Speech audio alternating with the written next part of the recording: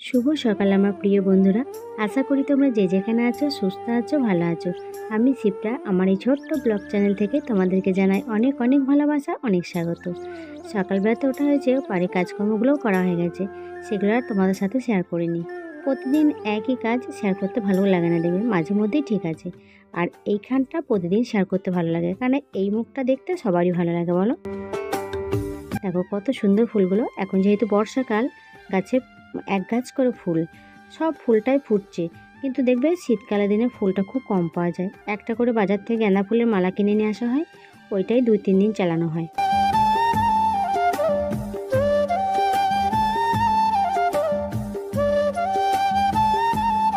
কার কার বাড়িতে গোপাল আছে অবশ্যই কমেন্ট করে বলবে। আমাদের গোপুসোনার মতন হয়তো সবারই বাড়িতেই আছে, একজন কমেন্ট করেছিল তাদের বাড়িতে গোপাল আছে, আমাদের মতনই।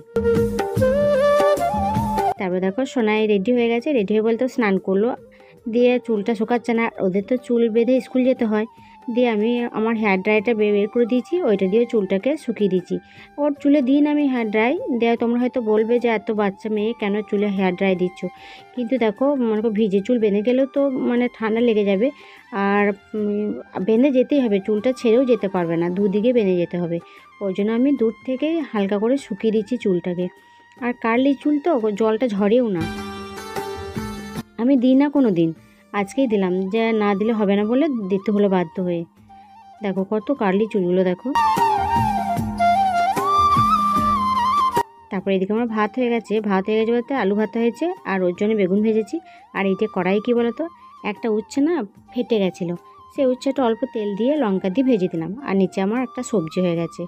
তারপর সোনাই স্কুল চলে গেল, আর আমিও টিফিন করলাম, মাও টিফিন করলো। আর তারপর দেখো এইটা নিয়ে বসলাম। আর এইটাও তো না নিলে হয় না, জীবনে বেঁচে থাকতে গেলে এইটা প্রয়োজন। জানি না কার কত, কিন্তু আমার খুব প্রয়োজন গো। আমার যে সে কোমরে ব্যথা হয়েছিল, তার জন্যই ডাক্তার দিকে এসেছি। 1 মাসকার ওষুধ দিয়েছে, রোজ ওই টিফিনের পর খেতে হয়। দেখো আমি ওষুধগুলো নিয়ে বসে পড়েছি। একদিন যদি ভাতের চাল না থাকে চলে যাবে, কিন্তু একদিন যদি ওষুধ বন্ধ হয় চলবে না।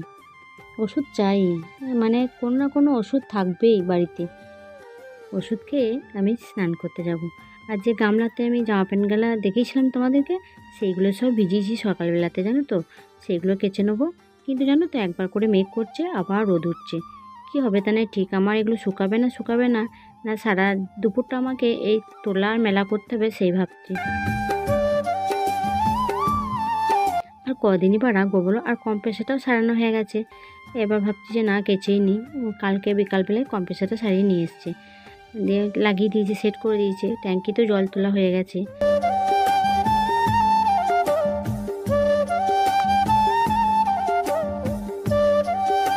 তারপর দেখো এগুলো সব আমি প্রথমে কেচে নিয়েছিলাম, নিয়ে বাইরে মেলে দিয়েছিলাম। তারপর আমি স্নান করলাম, তারপরে যখন বেরিয়ে আসছি তখন দেখছি প্রচুর মেঘ করেছে, আবার তুলে আমি দেখো ভেতরে আবার মেলেছি।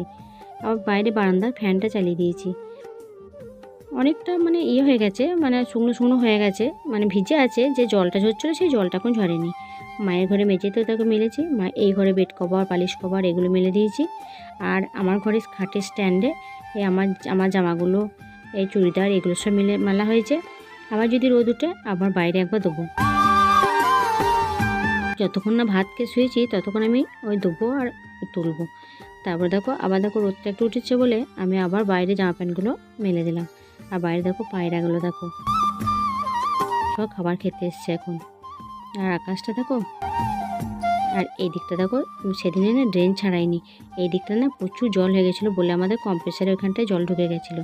আর কাঠের কাজগুলো সব কাঠগুলো কেটেছে, সে বড় বড় বক্স হবে এগুলো।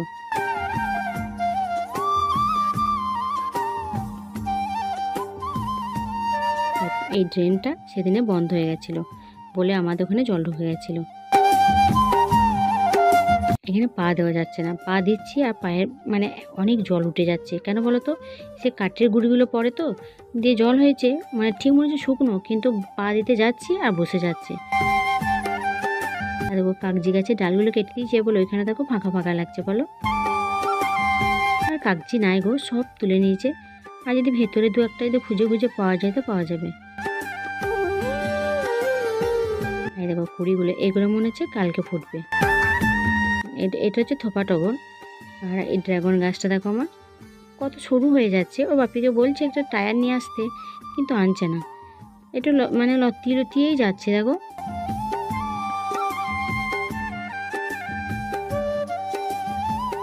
গরুতে খায় না, তাই যদি গরুতে খেত না কোন দিন খেয়ে নিত। কাঁটা রয়েছে তো, ড্রাগন গাছের গায়ে না কাঁটা থাকে। আর তুলসী মন্দিরটা দেখো কত সুন্দর, ছোট্ট মতো তুলসী মন্দিরটা বেশ সুন্দর আমাদের। আর তুলসী গাছটাও দেখো কত সুন্দর লেগেছে। চলো বাড়ি দিকে ভেতর থেকে যাই।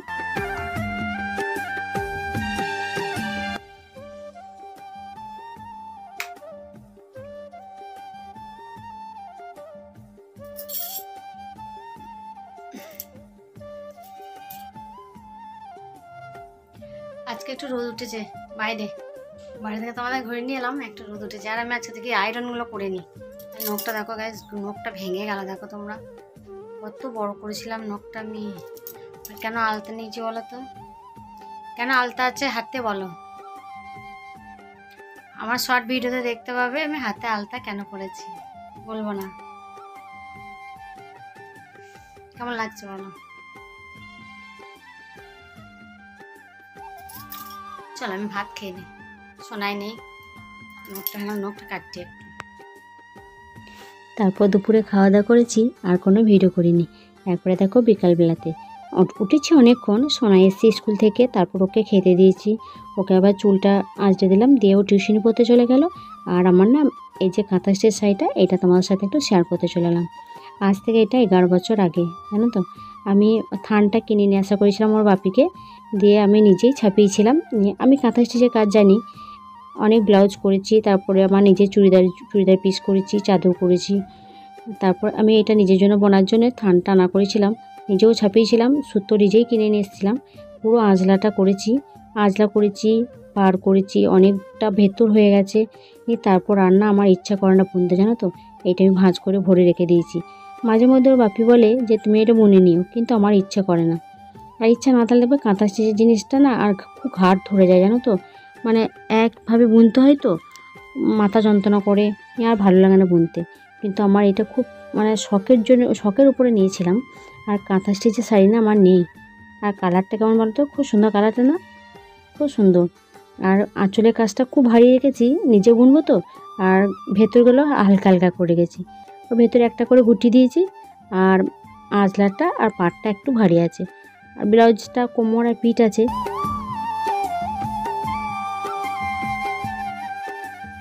আমাকে ভাবি মাঝে মধ্যে ঠাট্টাও করে যে তুমি যখন আবার বুনবে না, তখন দেখবে শাড়িটা খসে খসে পড়ে যাচ্ছে যখন কমপ্লিট হবে।